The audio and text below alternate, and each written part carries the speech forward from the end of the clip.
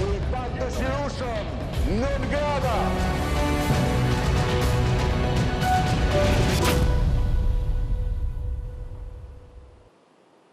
Përshëndetje po ndishti Virtual Wars, unë jam Njeta Kasimi.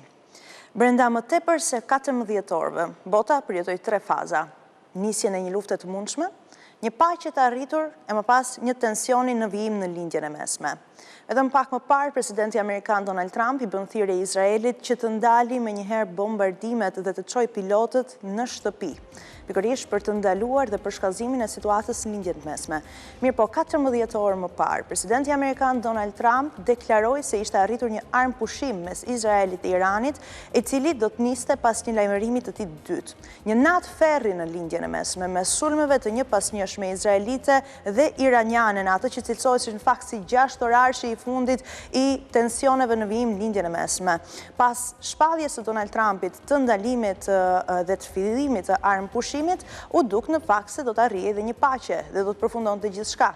Mirë po, ishte pikërisht ministri i mbrojtjes izraelit, Israel Katz, i cili deklaroi se në orët e para të nisjes së armë pushimit, Irani e kishte shkelur atë, duke shprehur se kishin gjetur një raket të shpërthyer në territorin izraelit. Ai gjithashtu deklaroi se kishte bërë thirrje forcave armatosura të mbrojtjes izraelite në koordinim me kryeministrin që të përgjigjen me forcë kundër dhunimit, cënimit të armë pushimit nga Irani nëpërmjet intensifikimit të raketave kundër regjimit të targetuar në zemër të Teheranit. Televizioni shtetëror iranian gjithashtu shfaqi mesazhin e Abbas Araghchi, i cili deklaroi, është ministri i jashtëm iranian, i cili deklaroi se ishte Izraeli ai i cili kishte dhunuar armë pushimin dhe do të kthenin përgjigje nëpërmjet edhe forcës. Pra, janë këto shtete të cilat duken se akuzojnë njëra tjetrën për dhunim të armë pushimit në orët e para të mëngjesit të 24 qershorit, që pritej në fakt që të ishte edhe dita e parë e paqes që prej 13 qershorit nisjes së sulmeve izraelite në Iran. Në zemër dhe në dritën e dhunimit të rëndë të armë pushimit të mbajtur nga regjimi iranian, ne do të përgjigjemi me forcë, ka qenë deklarata e shefit të forcave të mbrojtjes izraelite në kuadër të këtyre zhvillimeve. Nga ana tjetër, ka pasur dhe deklarata për sa i përket natës së ferrit të cilësuar në lindjen e mesme me sulmeve izraelite dhe iraniane. Jugu i Izraelit u sulmua nga raketet balistike iraniane, ku sipas edhe informacioneve paraprake të bëra të dëshmuara në rrjetet sociale, ka nën pas 4 viktima dhe 10 plagosur. Këto janë dhe informacionet e sirenave të cilat janë dëgjuar në jug të Izraelit në kuadër të raketave balistike të lëshuara nga Irani në orët e para të mëngjesit të 24 qershorit, në atë që cilësohen si në fakt fasha orare e përfundimit të misioneve gjatë përgatitura tashmë të përgatitura nga të dyja shtetet, përpara se Donald Trump të shpallte menjëherë dhe armë pushimin. Gjithashtu kanë qenë edhe shërbimet e ambulancave izraelite, të cilët kanë bërë dhe shpërndarjen e informacionit për sa i përket sulmit në Beersheba. Sipas dhe këtij postimi, janë ndarë nga jeta 4 persona, 2 janë plagosur në mënyrë të moderuar dhe 20 të tjerë gjithashtu janë plagosur dhe kanë pasur dhe raste të ankthit të madh për shkak të situatës në terren ku duken në fakt edhe ndërtesat të cilat janë të rënuara. Është e vështirë në fakt që të kuptohet nëse pamjet të cilat shohim në botën virtuale janë të vërteta apo jo, prandaj është e nevojshme verifikimi i të gjitha imazheve. Këto që do të shohim në vijim janë 3 video të cilat tregojnë nëpërmjet kamerave të sigurisë në orën 6 të mëngjesit të 24 qershorit dhe shpërthimin në Beersheba në jug të Izraelit, në pamjet të cilat në fakt mendohen se janë edhe dëshmi e sulmeve të fundit izraelite përpara se Donald Trump të shpallte dhe armë pushimin e tij.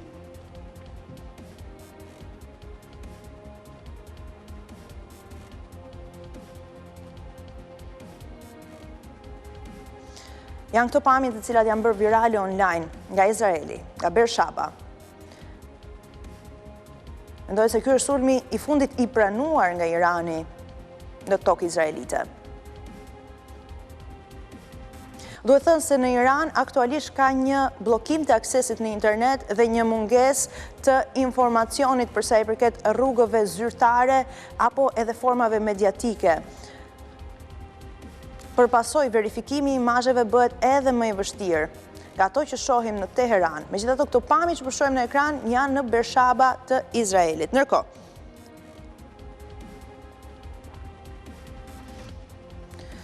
në orët e para të mëngjesit të 24 qershorit, Donald Trump bëri thirrjen e armëpushimit të menjëhershëm, të cilën aktualisht po e shohim në fakt se është mjaft i brisht dhe të dyja palët akuzojnë njëra tjetrën për dhunim të saj. Ky ka qenë edhe mesazhi i presidentit amerikan, i cili bëri edhe piknisjen e asaj që pretendoi se do të ishte një ditë paqeje pas edhe sulmeve të cilat vijojnë që prej 13 qershorit.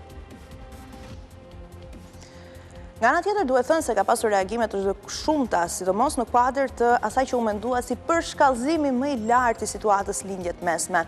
Sulmet iraniane në bazat ushtarake amerikane në Katar, në Doha. Al Udeid. Këto janë pamje të cilat i dëshmuan përgjatë edhe mbrëmjes dhe mesnatës 23-24 qershor të raketave balistike të cilat u interceptuan me shpejtësi. Donald Trump deklaroi se këto ishin në fakt sulme të paralajmëruara nga ana e Iranit, duke i falenderuar Iranin që na informoi dhe duke bërë të mundur në fakt edhe largimin e ushtarëve amerikan nga baza qendrore e Katarit në Doha.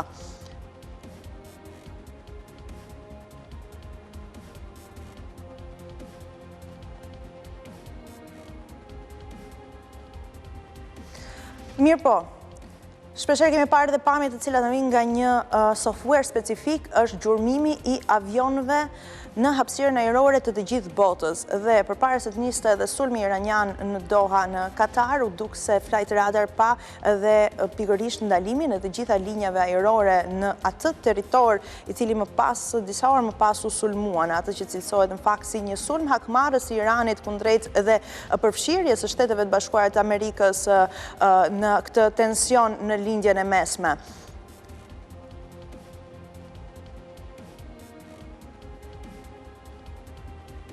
Ka qenë presidenti iranian Pezeshkian, i cili në fakt bëri një kërkesë ndjesë zyrtare kundrejt Katarit dhe sulmit, dhe nëpërmjet edhe zëdhënësit të Ministrisë së Jashtme iraniane u bë pikërisht edhe kjo deklarat, duke shprehur se sulmet ushtarake iraniane ndaj bazës amerikane Udeid ishte një veprimtari e mbrojtjes son në bazë të artikullit 51 të kapitullit të Kombeve të Bashkuara në përgjigje në fakt agresionit të paprovokuar Shteteve të Bashkuara të Amerikës shprej Iranit në këtë reagim të saj zyrtar më 22 qershor. Ishte një veprim mbrojtjeje, vetë mbrojtjeje, që nuk ishte të bënte asgjë me mikun ton miqësor Katarin, dhe ne e shijojmë në mënyrë ekselente marrëdhënien ton thellësisht të rrënjësuar.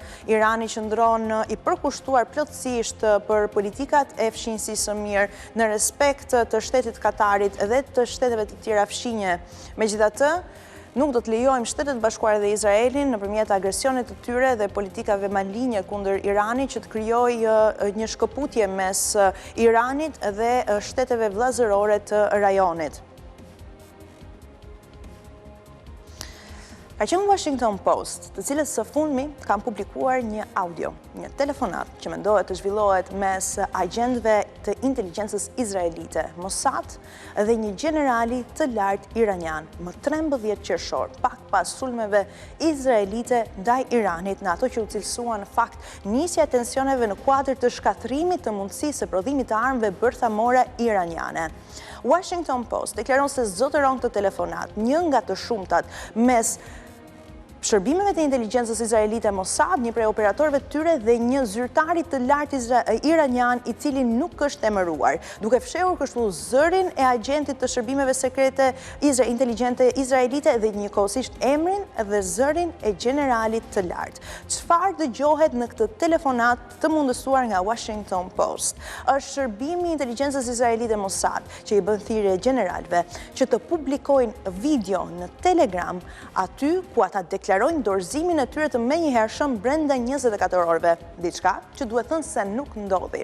Megjithatë, në këtë telefonat dëgjohet qartasi se si inteligjenca Mossad i thot zyrtarit që ne kemi vrarë dhe shefat e shtapeve të Gardës Revolucionare, të shkencëtar të ndryshëm dhe do të bëjmë të njëjtën gjë me të gjithë generalet iranian. Përpasoj ju kërkojmë që të merrni familjen tuaj, fëmijët tuaj dhe të largoheni nga territori iranian dhe të deklaroni nëpërmjet një videoje se jeni të tërhequr nga veprimet destabilizuese iraniane në rajon. Diçka të cilën zyrtari iranian i pa emëruar nëpërmjet kësaj telefonate të disponuar nga Washington Post shpreh se si mund ta realizoj, duke kërkuar në fakt edhe mënyrën, formën e publikimit të videos. Dhe është pikërisht inteligjenca izraelite Mossad, të cilës shprehin se nëpërmjet një ID-je në Telegraf mund të publikojnë edhe këtë video të kërkuar. Nuk dihet ende në formë zyrtare nëse një video e tillë u realizua dhe u dërgua drejt inteligjencës izraelite Mossad. Mirëpo, tashmë 24 qershor, gjithçka dihet, tensionet vijuan dhe shumë zyrtar nuk kanë deklaruar në fakt tërheqjen e tyre apo dorëzimin e tyre kundrejt edhe sulmeve të njëpasnjëshme të ndërsjellta mes Izraelit edhe Iranit. Zyra e kryeministit izraelit Benjamin Netanyahu nuk është përgjigjur në fakt një kërkesë nga Washington Post për koment në lidhje me këtë video. Nuk është e qartë nëse video të tjera janë kërkuar nga inteligjenca izraelite Mossad. Personi që siguroi regjistrimin tha se përmbajtja e audios nuk është manipuluar në asnjë mënyrë, përveç se për të maskuar zërin e agentit të inteligjencës izraelite për të mbrojtur identitetin e tij. Gazeta Washington Post e ka emrin e generalit, por nuk e publikon atë dhe ka hequr zërin e tij nga regjistrimi për të fshehur identitetin. Armpushimi brisht dhe pritëm fakt të shohim se çfarë do ndodhi në orët në vijim në kuadër të asaj që cilësohet si dhunimi i armpushimit i shpallur nga presidenti amerikan Donald Trump, i cili u cilësohet si ndërmjetësues i situatës pas edhe përfshirjes në sulmin e 22 qershorit kundrejt bazave të infrastrukturës bërthanore në Iran, Fordo, Natanz dhe Isfahan. Donald Trump, siç ne i pam, e bëri postimet e tij, bëri reagimet e tij zyrtare, ai bëri me njëherë dhe shpallin e armpushimit dhe kërkesën për të depërshkallëzuar të gjithë situatën, duke bërë thirrje Izraelit që të mos vijojë me bombardimet në këto orë që supozohet jenë të para të armpushimit. Mirë po, bota virtuale ka reaguar nëpërmjet videove të realizuar me inteligjencë artificiale. Dhe kështu e shohin situatën njerëzit online, ku shohim Vladimir Putin në krah të Ali Khamenei, Ayatollah Ali Khamenei dhe Donald Trump në krah të Benjamin Netanyahu, si të jenë dy fëmijë të cilët luajnë me njëri tjetrin pikërisht në direktivat e Rusisë dhe SBA-s.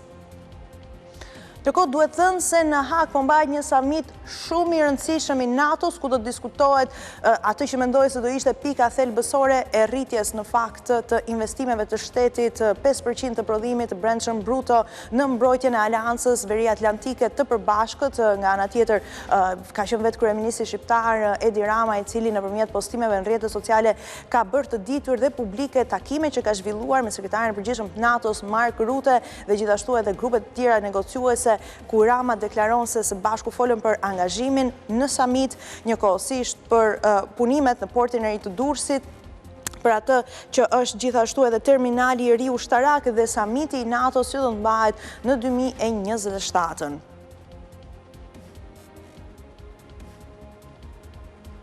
Rikujtojmë se më 22 qershor ishin bombarduesit B-2 Spirit, të cilët u nisën nga Missouri i Shteteve të Bashkuara të Amerikës në një udhtim 36 orësh për të lëshuar bomba të fuqishme kundrejt atyre 3 pikave në Iran, që ishte Fordo, Natanz dhe Isfahan.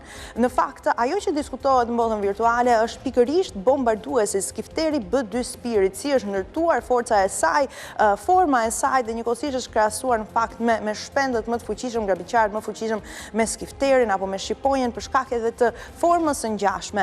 Mirë po, ka pasur imazhe të cilat kanë qarkulluar online dhe janë bërë virale, duke menduar në fakt se B-2 Spirit, një prej tyre, është kapur pikërisht nga Missouri i Shteteve të Bashkuara të Amerikës në fluturimin e saj drejt Iranit. Mendohet kjo foto është e shkrepur pikërisht nga Google Earth. Është një aplikacion, është një faqe online të cilën çdo kush mund ta adresojë dhe nëpërmjet koordinatave mendohet se Google Earth, satelitët të cilët japin informacione për Google Earth kanë kapur B2 Spirit në fluturim e sipër. Mirë po është një informacion i rem, sepse B2 Spirit i kapur në këtë foto në fakt daton në vitin 2016. Nuk dihet se cila ishte arsyeja në fakt edhe e fluturimit të këtij bombarduesi të fuqishëm në pronësi të Amerikës, i cili cilësohet njihet pikërisht për shpejtësinë, fshehtësinë dhe formën strategjike të bombardimit të saj. Do të tregoja në fakt se Donald Trump shpreh se ishte një mision mjaft i suksesshëm, duke bërë dëme monumentale kundrejt infrastrukturave bërthamore në Fordo,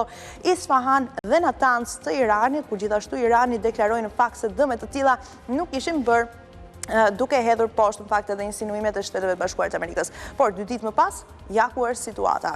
Në fakt, për të parë të tjera informacione të cilat na vinë në botën virtuale në një tjetër spektër, teksa në linjën e mesme ne shohim në fakt edhe zhvillimin e tensioneve të lëkundura dhe armëpushimit të brisht, i cili ende nuk është kuptuar se si do të vijojë në Venecia, në lagunën e Venecias, ka fest. Pasi tashmë ka nisur zyrtarisht dhe festimi i dasmës së miliarderit njeriu të tretë më të pasur të botës, Jeff Bezos, mes protestave të italianëve, të venecianëve, të cilët në fakt kërkojnë që Jeff Bezos të largohet nga Venecia, pasi ky i fundit e ka marrë të gjithë qytetin me qira, por nuk ka paguar mjaft taksa. Kanë vjuar për disa ditësh në fakt protestat nga aktivistë të ndryshëm venecian, aktivistë për klimën, aktivistë për qytetin, mbrojtje të qytetit të njohur në fakt si një qytet muze, një qytet turistik, një qytet shumë i dashur për gjatë 365 ditëve të vitit. Por Jeff Bezos duket se është as pak i shqetësuar nga protestat në vijim. Ai do zhvillojë në fakt ceremoninë e tij mortore në kishën e San Giorgio